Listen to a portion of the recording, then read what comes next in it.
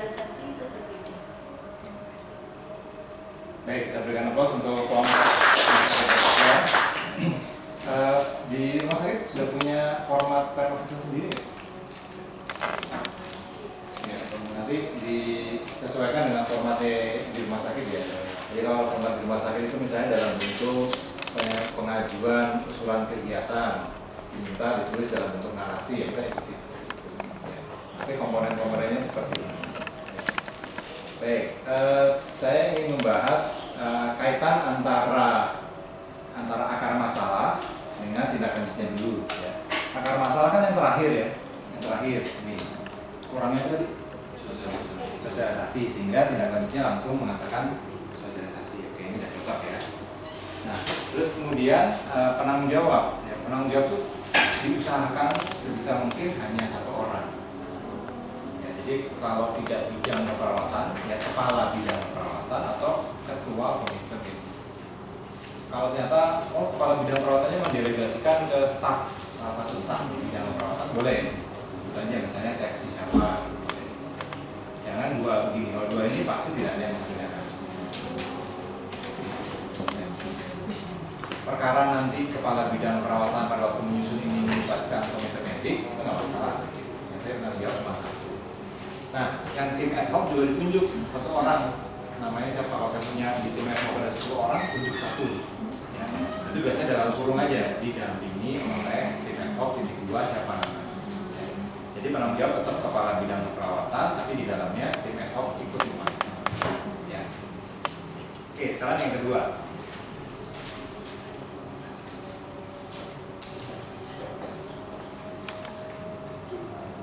Nah, di sini menarik karena indikator bahasanya ada dua.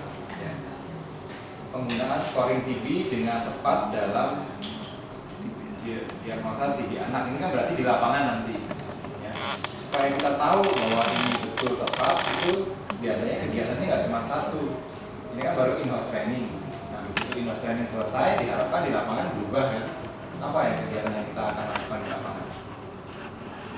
Ya, evaluasi, pemantauan. Jadi tindak lanjut yang kedua itu adalah monitoring dan evaluasi pelaksanaan materi in-house training atau MONEF penerapan materi in-house training. Itu kegiatannya dua. Jadi satu akar masalah belum tentu tindak lanjutnya cuma satu. Satu akar masalah bisa tindak lanjutnya 2, 3, 4 rangkaian. Kalau ada rangkaian tindak lanjut, maka cocok indikator berhasilnya bisa ada lebih dari ya. Oke. Terus berikutnya tentang biaya tadi. In-house training tadi kan biayanya apa? Nah, mengajukan ke rumah sakit kan masih sangat general. Kira-kira aja in-house training satu hari itu berapa juta? Ini harus diajukan perkiraan. Tapi nanti yang mengajukan betul-betul dananya itu bukan tim ad hoc tapi iklan ya, tapi perkiraan itu harus ada supaya membantu direktur untuk memutuskan dia atau tidak. Oke, baik, kalau itu kita berikan aplaus sekali lagi rumah sakit bekerja. Kami persilakan rumah sakit SARS. Persentannya mau ganti ya? Ya. Saya apa nih? Enggak ya, Mas.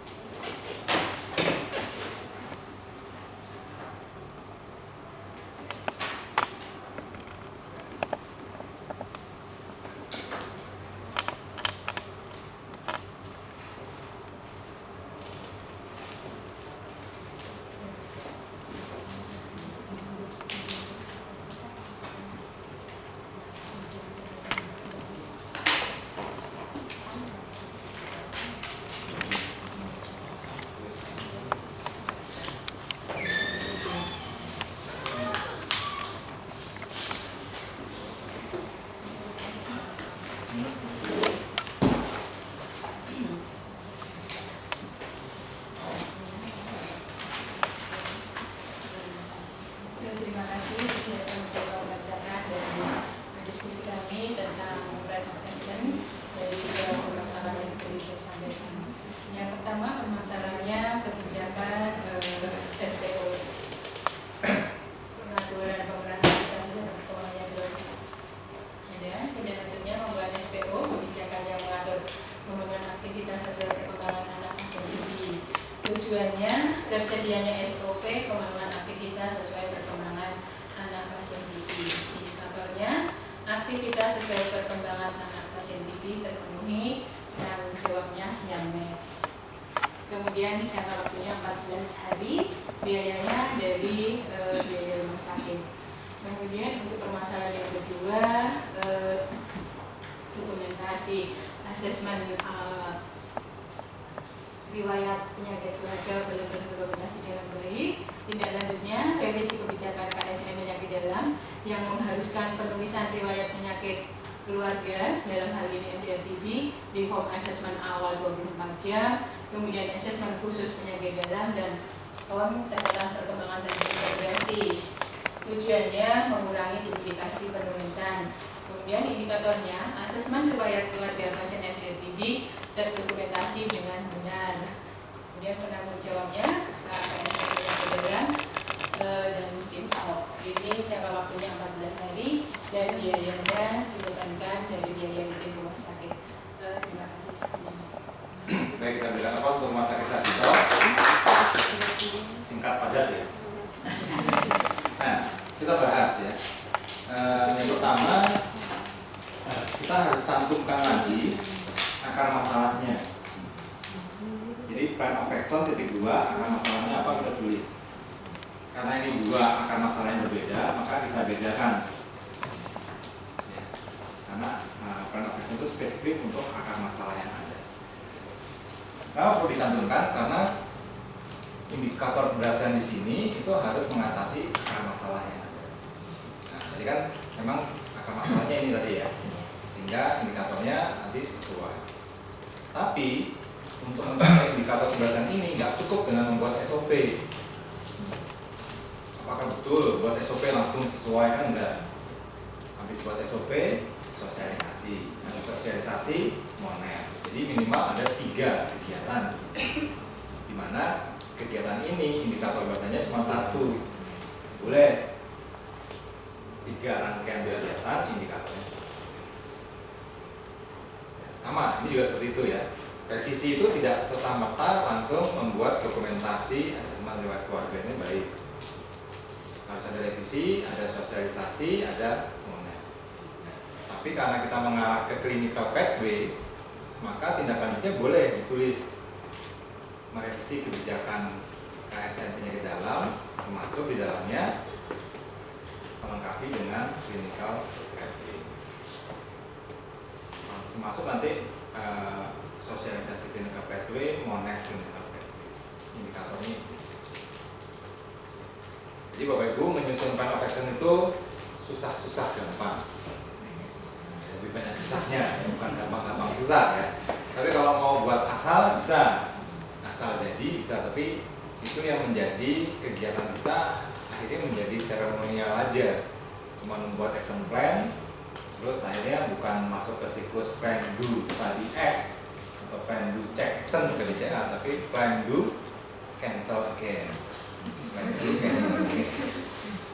Ya macam-macam. Nah, jadi mohon meskipun ini simulasi atau nanti pas di lapangan itu terlihat sederhana, tolong dicermati betul bahwa indikator keberhasilan ini bisa mengatasi akar masalah.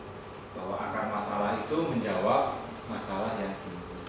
Bahwa masalah yang ada itu kita ambil dari kriteria yang spesifik. Bahwa kriteria itu kita ambil dari epidemiologi. Itu rangkaiannya lengkap semua.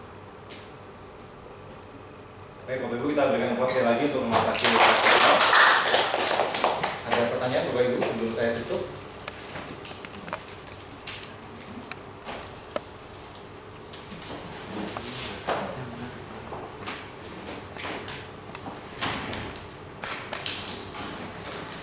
Ya tadi pakai bocoran sih ya. Sebelum saya tutup jadi udah ada. Lanjut dengar. Ya. Baik. Bapak Ibu kalau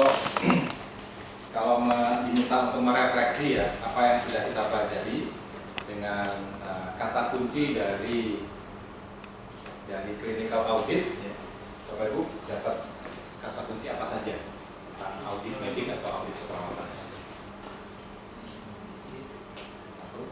Kalau mendengar audit medik atau audit keperawatan ingatnya apa? Perubahan. Itu tadi dikoreksi ya. Perbaikan. Perubahan yang hasilnya adalah perbaikan. Oke, apa lagi?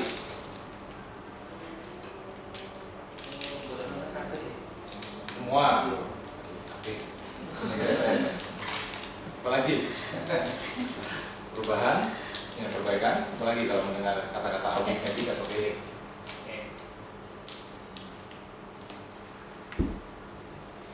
Yang ingat apa? Ingat.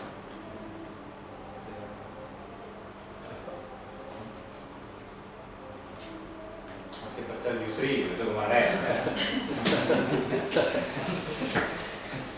Apa lagi yang ingat? Apa Bu yang ingat Bu?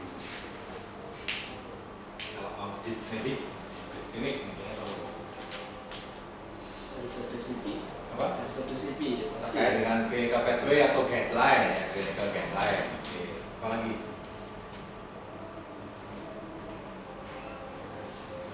Kata-kata kunci, kata pentingnya adalah dalam audit peningkatan mutu. Oke, apa lagi?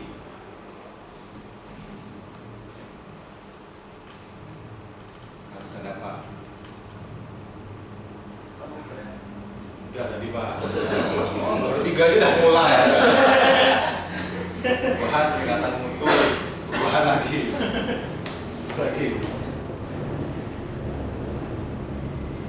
Tahap-tahapannya masih ingat? Topik, ada kriteria, pengumpulan data, analisa data, gitu kan? Plan of action, apa lagi? Ya, re-audit, oke, apa lagi? Yang terkait dengan kriteria apa tadi? Apa? Sesuai atau penyimpangan gitu kan, ada justifikasi kode 1, 2, 3 gitu ya. Apa lagi?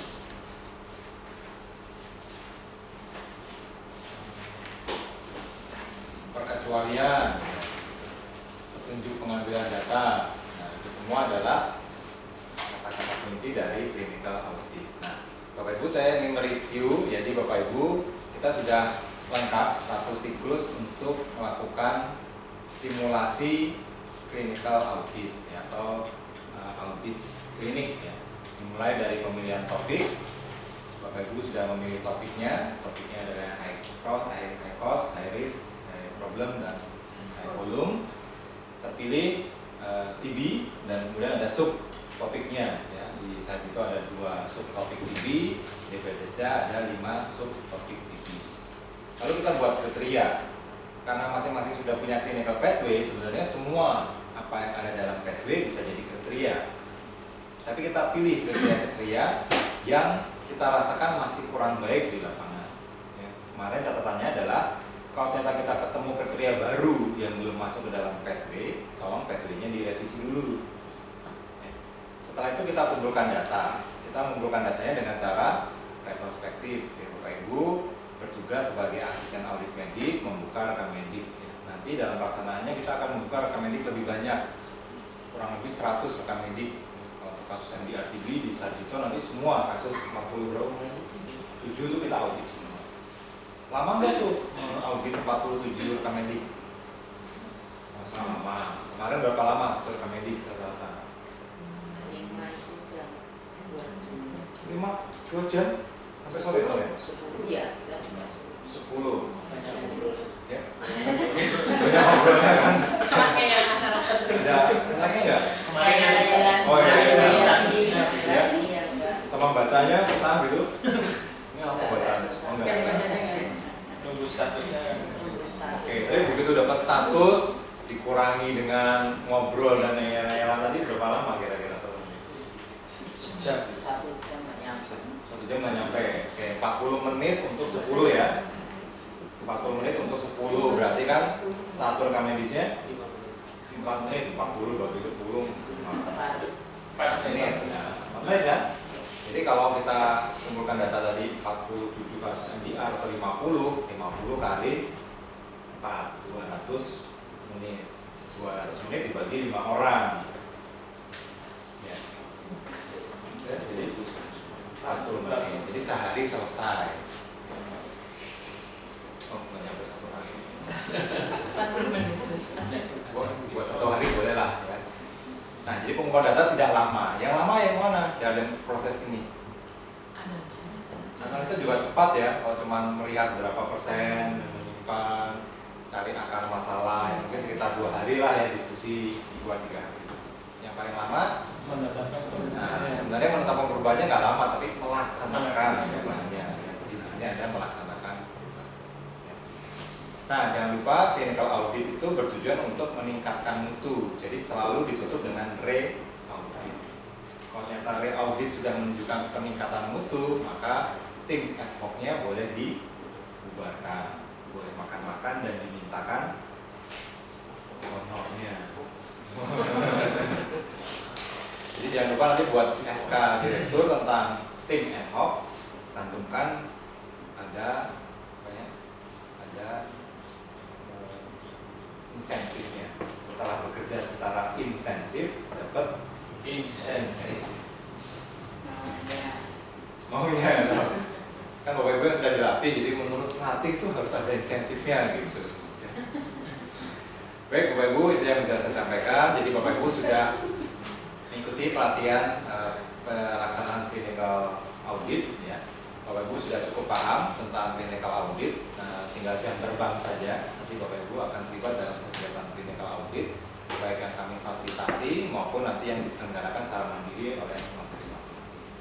Jadi berikutnya mungkin sekitar akhir bulan atau awal bulan Maret, Bapak Ibu akan mendapatkan undangan untuk terlibat dengan tim kami melakukan clinical audit sesungguhnya di masing-masing.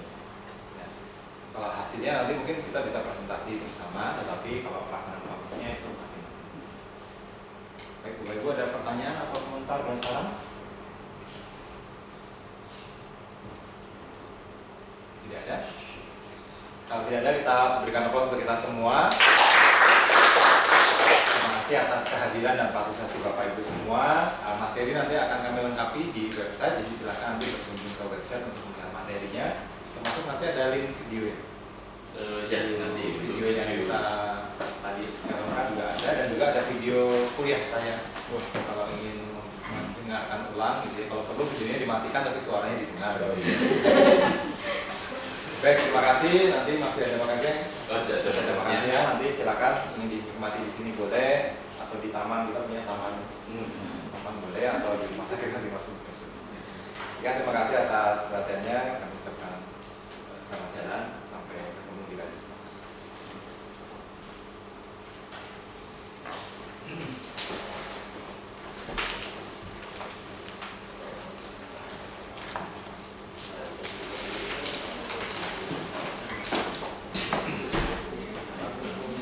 Bapak Ibu, untuk mengunduh materi ini sebetulnya sudah kami khusus untuk acara 2 hari ini sudah kami upload. Khusus itu. Jadi ini sudah ada di di mutu pelayanan kesehatan.net. Ini bisa diambil di sini. Nah, di dalam sini banyak beberapa artikel-artikel banyak khusus untuk materi 2 hari ini bisa diunduh dari sini. Sustainable Hospital Delivery System. Ini diklik.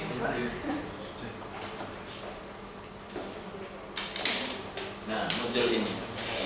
Nah, di sini ini kita kalau Bapak Ibu mau membaca ini akan ada uraian tentang kegiatan kita secara awal sampai akhir sebetulnya.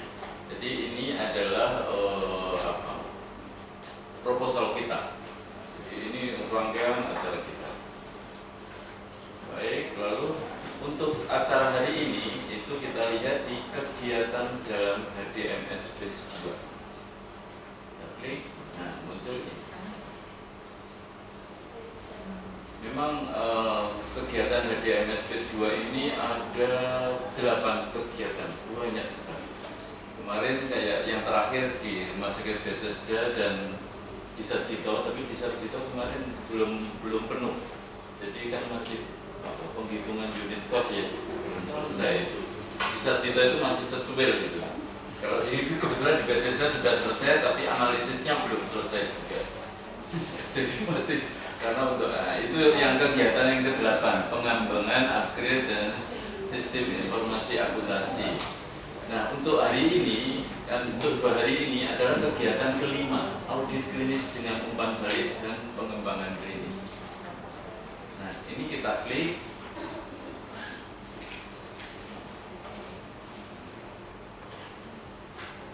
Nah, akan muncul ini. Di sini adalah kegiatan tentang audit klinis. Kita terangkan, nah, audit klinis sendiri ada 3, yaitu workshop internal. Jadi workshop internal ini adalah di kita, di PKMK. Lalu pelatihan audit klinis, nah ini yang 2 hari ini. Lalu audit klinis sendiri, ya ini kemungkinan awal bulan depan. Awal bulan depan. Nah, untuk materi ini bisa kita klik materi presentasi. Rencana ini nanti akan saya tambah satu, yaitu laporan kegiatan. Jadi nanti ada laporan kegiatan. Kita loading. Nah, sudah. Kita bisa download ini materi 2 hari ini.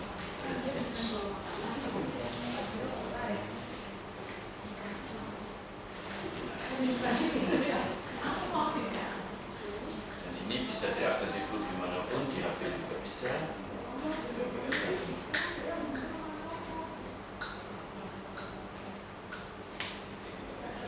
Baik, saya pikir itu Bapak Ibu. Jadi kembali yang pokok adalah di sini di www.mutupelayananKesehatan.net.